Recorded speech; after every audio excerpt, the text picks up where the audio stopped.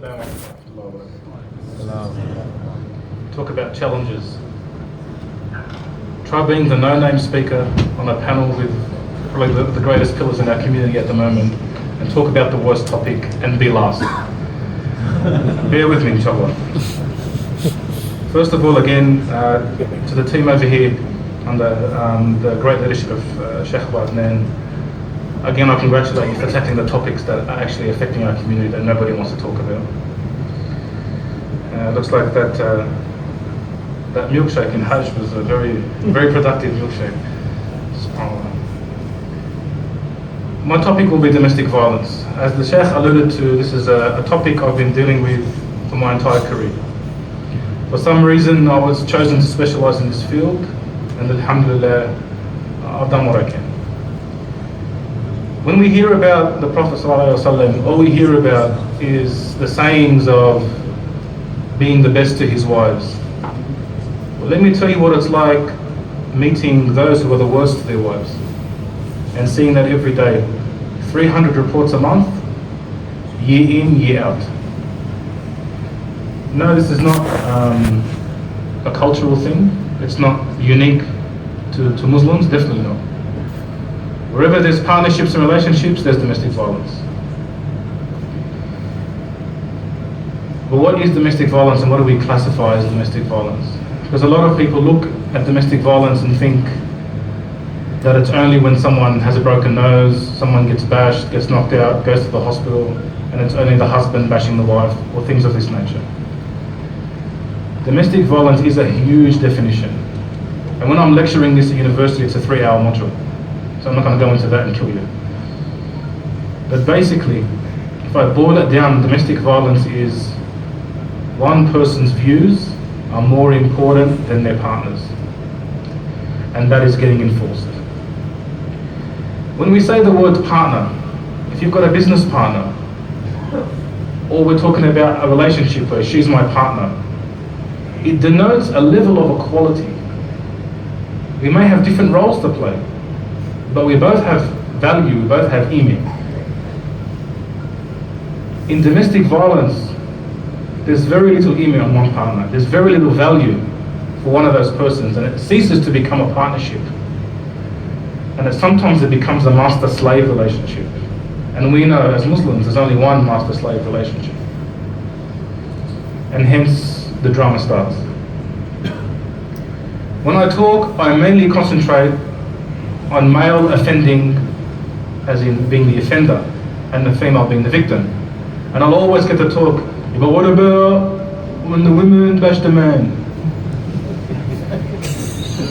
In the tens of thousands of cases that I've seen, it exists. Yes, of course it exists. Is it a big number? Not at all. It's the tiniest of fractions and percentages of those numbers. So I'm going to deal with you with the vast majority. Above 95%. Some will tell you above 98%. Male offending on the female. Domestic violence can take many forms besides the physical. The two speakers before me have mentioned the psychological or emotional impact. You know, a lot of these women, when they speak to you, if you're in the business of domestic violence, they'll tell you they hate the way they are spoken to, they hate the image of themselves that they have after experiencing relationships like this. I have seen women who are extremely affluent, very attractive, very successful, believe they are the lowest of the low because of the way that partner has made them feel, and he's never laid a finger on them. When you destroy someone's personality, someone's self-esteem, someone's character, that's a scar that doesn't heal. And they will take that scar to the next relationship, if they ever get a new relationship. Because he'll make them think they can never get anybody else. And he's the best they can get. And if you met these men, you'd laugh. Because there's a thing about men. We love respect. But some men, because of how they are, their wife will never respect them. So they replace it with fear. You're not going to respect me, I'll make you fear me. And that's when things have gone very, very horribly wrong. And that's when you have to get out. One of the most popular days for women escaping domestic violence is Thursdays. What happens on Thursday night?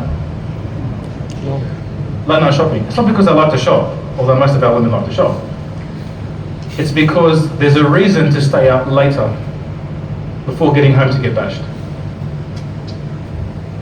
When we finish work, brothers, we can't wait to get home. Relax, get out of our work clothes, come to eat, talk with family, turn on the TV, whatever. For these women, the worst place on the planet is home.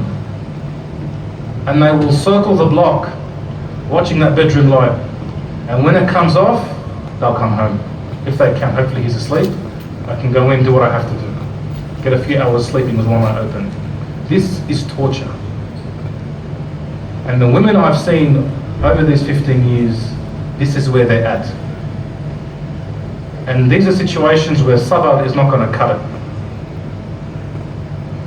And it's extremely unfair, and it's a very unsupportive environment. All you need to do is go to any local court on a domestic violence day, on AVO day, and sit in the courtroom. It's a public courtroom, and I want you to watch who sits on the offender's side and who sits on the victim's side. The man will have the whole tribe turn up to court, male and female supporters of this great injustice. How dare this woman go to the police about her husband breaking her jaw, causing her miscarriage. And they'll sit and they'll fill the gallery sitting behind the defense. And there's that one woman with maybe one family member, maybe, and just external support services, one or two, sitting next to her. 50 to 3. Where's the community sisterhood? Where's the brotherhood? Where's those Islamic values that we rage about? Defending the honor of this, defending the honor of that. This is your sister. This is your mother. This is your daughter. And you've let her go to court by herself because you don't want the embarrassment. You don't want the stain on your name that, oh my God, she went to the police, oh, she went through courts. Where was the shame of how dare someone lay a hand on my daughter, on my sister, on my sister-in-law, on my auntie, my mother, whatever. Something you would never accept any strange man to do to a woman in your family will allow the husband to do. No. Domestic violence can be financial. I'll give you $5 to spend on your 7 kids and yourself a week. As ridiculous as that sounds, that's what I say. What is she supposed to do? Do you know how many women, every time I see them wearing the same clothes? Every single time. Over a period of 15, 16, 18 months, same outfit every time. Hand wash, puts it on herself. Living here in southwestern Sydney. Well, not living in a third world country. And he's driving his 3 Series Beamer. Unbelievable. The doctor touched on the effects of the children. You know, the only way I get through to these men is by focusing on their kids. Because when you're in domestic violence in the field and you understand it, before I ask you the questions, I know what you're going to answer me. If you're the offender, I know what you're going to say, because you will never blame yourself. You will blame her for everything. The first thing I get, she's crazy, brother. She's crazy, she takes pills. You know what? I'd take pills too if I was your wife. I'd be depressed too. It's more showing the legitimacy of her condition than excusing the behavior. Of course they're on antidepressants. You know, we never ever criticize prisoners of war or people that have gone into combat training, gone overseas and fought, for their psychological effects. A person who's been captured by the enemy and tortured, you expect them to have some issues when they come back home. You expect them to be on medication, to be seeking counseling, to be struggling. That's what these women are going through. But we don't want to open our eyes.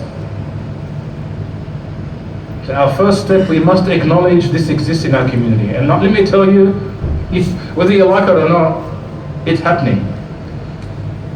1 in 3 people in this country have experienced domestic violence. How many people in this room? How many people downstairs? Hundreds? 300, 600? 1 in 3. If 1 in 3 are the numbers, can you imagine a disease affecting 1 in 3 of us?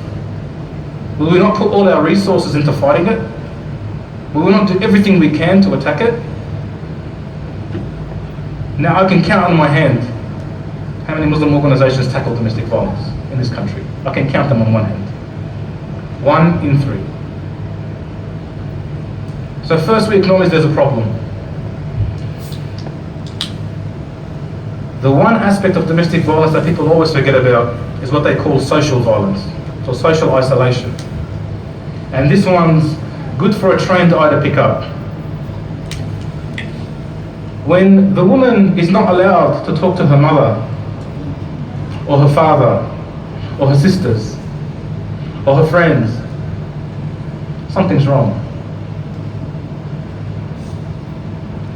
Because if I'm an abusive husband, I know it. I know I'm controlling. I know I don't want her to talk to other people. And you know why I don't want her to talk to other people?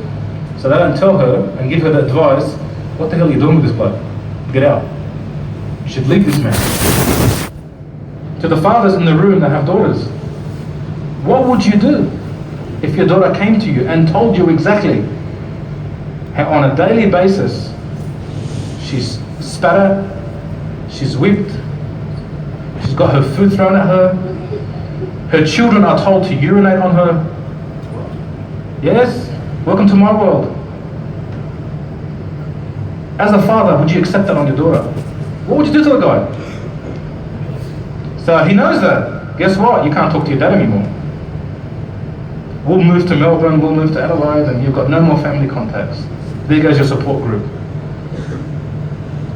Why did she go to the authorities? She's got no one left. What do you want her to do? This is a huge problem for us. 1 in 3. So we acknowledge it exists. We acknowledge we have a major problem here. So now we must understand it. When we acknowledge there's a problem, the smart way to tackle this is to now understand what this problem is. And as I've explained to you briefly, it's about controlling or imposing your views over the views of the other person. It's power and control.